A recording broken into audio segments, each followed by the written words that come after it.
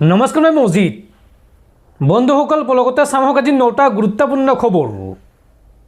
প্ৰথমটো খবৰ, অসমত মিয়াসকলৰ ভোট দিয়াৰ অধিকাৰ নাই। অসমত এছআইআৰ হ'লে 4 পৰা 5 লাখ মিয়া মুছলমানৰ ভোট কৰ্তন হ'ব ভোটাৰ তালিকাৰ পৰা। এই মন্তব্য ৰাজ্যৰ মুখ্যমন্ত্ৰী হিমন্ত বিশ্ব শৰ্মাৰ। অসমৰ ভোটাৰ তালিকাৰ পৰা কিমান মিয়া মুছলমানৰ নাম কৰ্তন হ'ব চাওঁ আহক। এই সন্দৰ্ভত তথ্য দিলে মুখ্যমন্ত্ৰীয়ে, হিচাপ দিলে মুখ্যমন্ত্ৰী হিমন্ত বিশ্ব শৰ্মাই। ভোটাৰ তালিকাৰ পৰা লাখ লাখ মিয়া মুছলমানৰ নাম কৰ্তন হ'ব। মুখ্যমন্ত্ৰীৰ হিচাপ মতে 4 পৰা 5 লাখ মিয়াই দিব নোৱাৰিব ভোট। এছআইআৰত লাখ লাখ মিয়াৰ নাম কৰ্তন হ'ব বুলি মন্তব্য মুখ্যমন্ত্ৰীৰ। আৰু নাম কৰ্তন হোৱা মিয়াই ভোট দিব লাগিব বাংলাদেশত। অসমত কোনো কাৰণতে ভোটাধিকাৰ সাব্যস্ত কৰিব নোৱাৰিব মিয়া মুছলমানে। এছআৰৰ দ্বাৰা কষ্ট পাইছে মিয়াসকলে, আৰু মিয়াক কষ্ট দিয়াই আমাৰ কাম। মিয়াক কষ্ট দি নাথাকিলে আৰু অধিক আগ্ৰাসন কৰিব তেওঁলোকে। এই মন্তব্য মুখ্যমন্ত্ৰী হিমন্ত বিশ্ব শৰ্মাৰ। পৰৱৰ্তী খবৰ, ব্ৰহ্মপুত্ৰত পুনৰ ভয়ংকৰ নাও দুৰ্ঘটনা। নাও ডুবি নিৰুদ্দেশ হৈছে 7জনকৈ লোক। বৰপেটাৰ চেঙাত সংঘটিত হৈছে শোকাবহ নাও দুৰ্ঘটনা। আৰু ঘটনাস্থলীত মাছমৰীয়াৰ লগতে উদ্ধাৰকাৰী দলৰ উদ্ধাৰ অভিযান অব্যাহত আছে।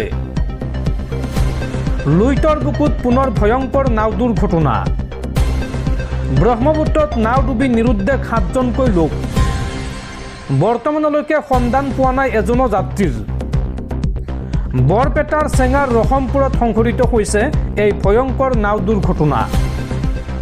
স্থানীয় মাছমৰীয়াৰ লগতে উদ্ধাৰকাৰী দলৰ উদ্ধাৰ অভিযান অব্যাহত আছে ঘটনাস্থলীত।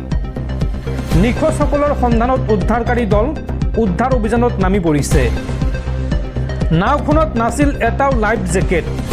কোনো সুৰক্ষা নোহোৱাকৈ যাত্ৰীসকলে যাত্ৰা কৰিছিল এই নাওখনেৰে। ব্ৰহ্মপুত্ৰৰ সোঁতক অৱহেলা কৰাৰ বাবেই এই দুৰ্ঘটনা হোৱাৰ সন্দেহ কৰা হৈছে।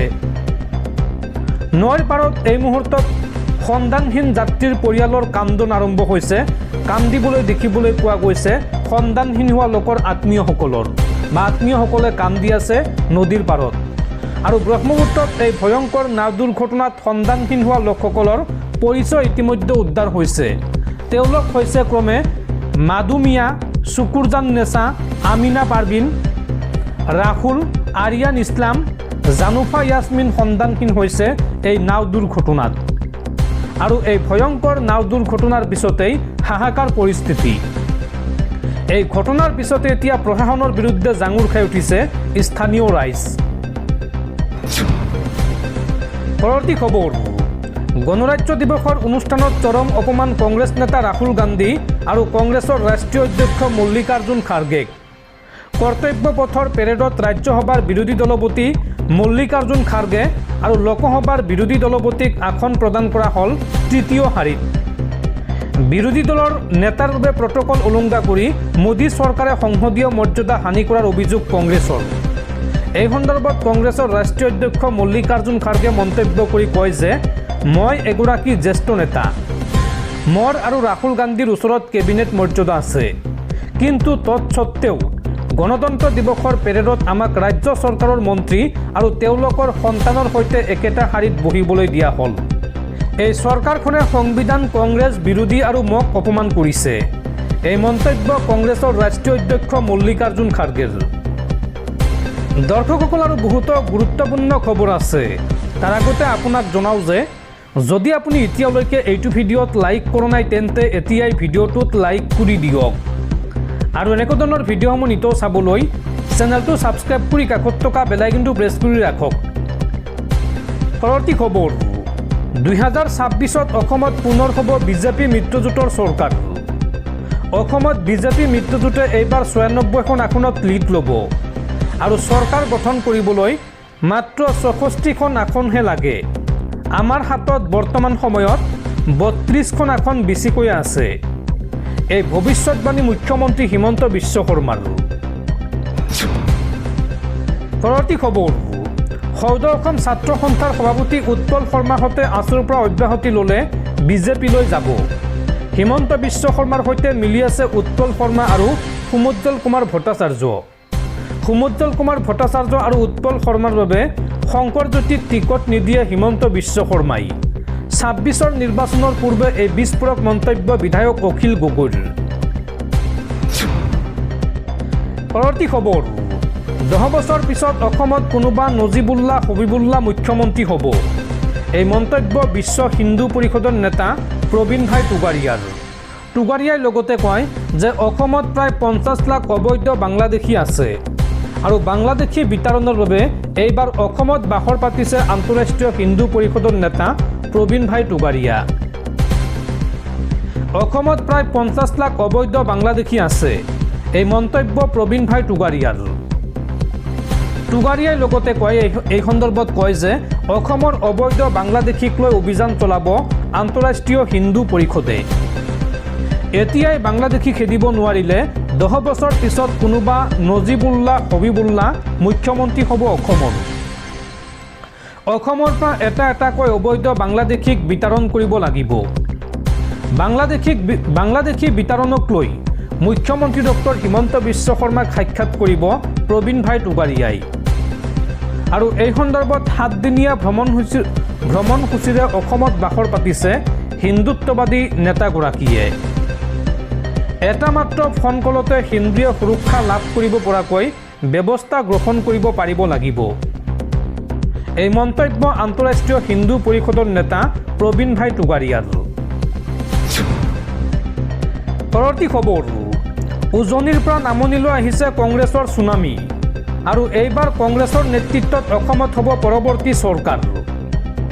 এই মন্তব্য অসম প্ৰদেশ কংগ্ৰেছৰ সভাপতি গৌৰৱ গগৈৰ। অসমৰ ৰাজনৈতিক ইতিহাসত আটাইতকৈ ভয়াতুৰ মানুহজনেই হ'ল হিমন্ত বিশ্ব শৰ্মা। তেওঁ গৃহ বিভাগৰ জৰিয়তে আৰক্ষী প্ৰশাসনৰ সাহসত ৰাজনীতি কৰি আহিছে।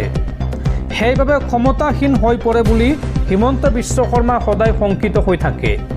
বিজেপিৰ বেয়া দিন আহিলে হিমন্ত বিশ্ব শৰ্মা বিজেপিত নাথাকিব। বঙাইগাঁৱৰ অভয়াপুৰীত মাণ্ডলিক অভিৱৰ্তনত অসম প্ৰদেশ কংগ্ৰেছ কমিটিৰ সভাপতি গৌৰৱ গগৈয়ে এইদৰে কয়। অসমৰ মুখ্যমন্ত্ৰীৰ শেহতীয়া কাম কাজক চোকা ভাষাৰে সমালোচনা কৰি গৌৰৱ গগৈয়ে কয় যে তেওঁ কেৱল নিজৰ স্বাৰ্থৰ বাবে ক্ষমতাৰ ৰাজনীতি কৰে। অভয়াপুৰীত হাজাৰ হাজাৰ কংগ্ৰেছ কৰ্মী আৰু সাধাৰণ ৰাইজৰ উপস্থিতিত অনুষ্ঠিত এই মাণ্ডলিক অভিৱৰ্তনখনত নিখিল ভাৰত কংগ্ৰেছৰ পৰ্যবেক্ষক বন্ধু তিৰ্কী, সম্পাদক পৃথ্বীৰাজ সাথে, সাংসদ ৰকিবুল হুছেইন, বিৰোধী দলৰ নেতা দেৱব্ৰত শইকীয়া, প্ৰাক্তন সাংসদ আব্দুল খালেদ আৰু কেইবাজনো বিধায়ক উপস্থিত থাকে। নিজৰ উদাত্ত ভাষণত অসম প্ৰদেশ কংগ্ৰেছৰ সভাপতি গৌৰৱ গগৈয়ে কয় যে আজিৰ সভাৰ পৰা এটাই বাৰ্তা যাব লাগে, সেই বাৰ্তাটো হৈছে কংগ্ৰেছৰ নেতৃত্বত অসমত পৰৱৰ্তী চৰকাৰ গঠন হ'ব। সভাৰ পৰা গৈ সকলোৱে এটাই কথা ক'ব যে কংগ্ৰেছৰ চৰকাৰ আহি আছে।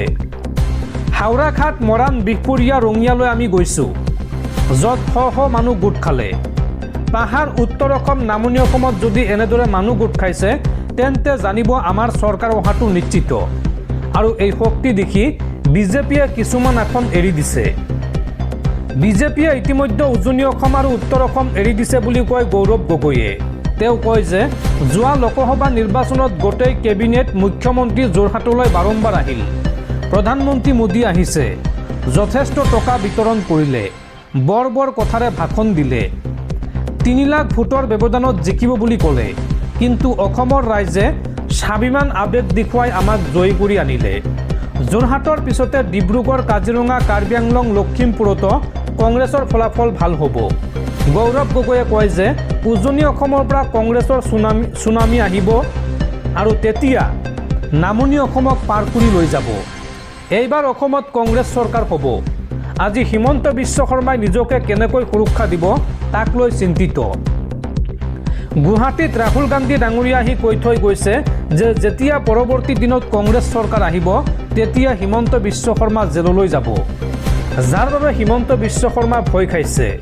হিমন্ত বিশ্ব শৰ্মা দিনটোত হাজাৰটা মিছা কথা কোৱা মানুহ, কিন্তু মই ৰাহুল গান্ধী ডাঙৰীয়াক জানো, তেওঁ কেতিয়াও মিছা কথা নকয়। ৰাহুল গান্ধী ডাঙৰীয়াই 4000 কিলোমিটাৰ খোজ কাঢ়িছে। কাশ্মীৰৰ পৰা কন্যাকুমাৰীলৈ এটা বাৰ্তা লৈ গ'ল যে নফৰত কি বাজাৰ মে মহব্বত কা দোকান খুলনা হে। আৰু সেইজনে হ'ল আমাৰ দলৰ নেতা, যিয়ে কাকো ভয় নকৰে আৰু মিছা কথা নকয়। যিদিনাই ৰাহুল গান্ধী ডাঙৰীয়াই ক'লে যে কংগ্ৰেছ চৰকাৰ আহিলে হিমন্ত বিশ্ব শৰ্মা জেললৈ যাব, আৰু তেতিয়াৰ পৰাই হিমন্ত বিশ্ব শৰ্মাৰ মুখখন ক'লা পৰি গৈছে আৰু চুলি আধা গুচি গ'ল। এই মন্তব্য কংগ্ৰেছ নেতা গৌৰৱ গগৈৰ। পৰৱৰ্তী খবৰ, মিয়াক সকলোৱে কষ্ট দিব লাগে। ৰিক্সাত 5 টকা ভাড়া হ'লে 4 টকা দিয়ক মিয়াক, তেতিয়াহে গম পাব অসমীয়া জাতি এতিয়াও জীয়াই আছে। নামনিৰ পৰা মিয়া উজনি পালেগৈ। মিয়াৰ প্ৰসংগত পুনৰ এই বিস্ফোৰক মন্তব্য মুখ্যমন্ত্ৰী হিমন্ত বিশ্ব শৰ্মাৰ।